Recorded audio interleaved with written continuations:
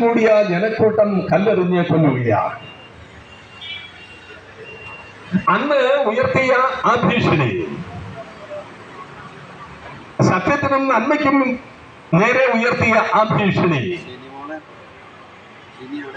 പക്ഷേ സ്റ്റീഫനെ ഒരു തരത്തിലും സ്നേഹത്തിൽ നിന്ന്, മറ്റുള്ളവരെ സ്നേഹിക്കുന്നതിൽ നിന്ന് പിന്തിരിപ്പിച്ചില്ല. അവനെ കല്ലെറിഞ്ഞു കൊല്ലാൻ വേണ്ടി ചുറ്റും കൂടി അട്ടഹസിച്ചു നിന്ന ആളുകൾ കാണാത്ത ഒരു കാര്യം സ്റ്റീഫൻ കണ്ടു. അവൻ തന്നെ ആക്രമിക്കുന്ന മനുഷ്യരിലൂടെ പ്രവർത്തനനിരതമായ തിന്മയുടെ ശക്തിയെ അവൻ കണ്ടു. അതുകൊണ്ട് തന്നെ തനിക്ക് കുറ്റത്തുനിന്ന് തന്നെ കല്ലെറിയുന്നവരെ ശപിക്കാൻ നിൽക്കാതെ അവർ ചെയ്യുന്ന ഈ പാതകം അവർക്ക് നേരെ പരിഗണിക്കരുത്, അവർക്കെതിരായി പരിഗണിക്കരുതെന്ന് പ്രാർത്ഥിച്ചുകൊണ്ട് ക്രിസ്തുവിനെ പോലെ അവൻ രക്തസാക്ഷിത്വം വരിക്കുകയാണ്. കൊല്ലുവാനായി കല്ലെറിഞ്ഞവരെ വെറുക്കാതെ അവരോട് സ്നേഹം പ്രകടിപ്പിച്ചുകൊണ്ട്,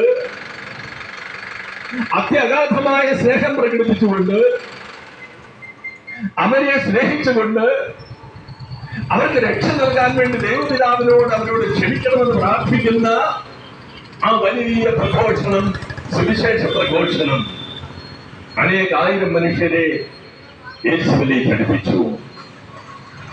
ആ സ്നേഹത്തിന്റെ ദൂത് അനേകം മനുഷ്യരെ സത്യദൈവത്തിലേക്ക് ആനയിച്ചു.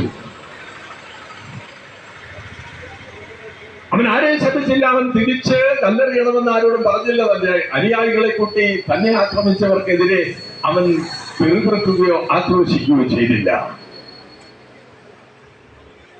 തുടർന്നിങ്ങോട്ട് രക്തസാക്ഷികളുടെ പരമ്പരയിൽ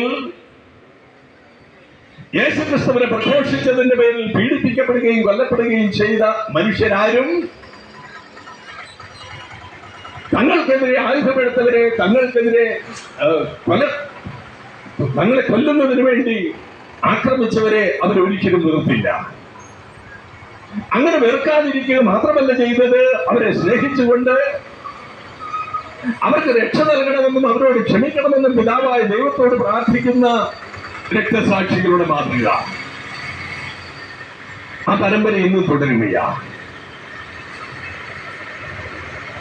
അവസാനമായി നമ്മുടെ കാലയളവിൽ നമ്മളൊക്കെ കണ്ട് കുറെ പേർ വേദനിക്കുകയും കുറെ പേർ സന്തോഷിക്കുകയും ചെയ്ത ഒരു ഉദാഹരണം കൂടി പറഞ്ഞുകൊണ്ട് അവസാനം